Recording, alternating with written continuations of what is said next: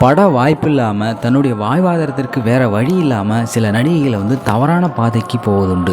அப்படி போன ஒரு நடிகை தான் நிஷா நூர்.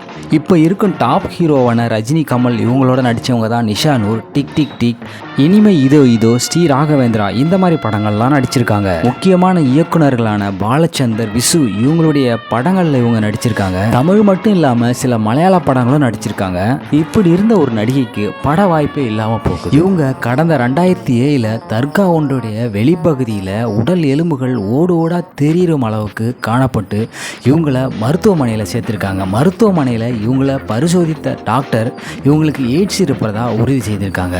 தயாரிப்பாளர் ஒருவரால் தடமாறி போன நடிகை நிஷா 2007 ஏப்ரல் 23 இந்த உலகை விட்டு மறைந்தார்.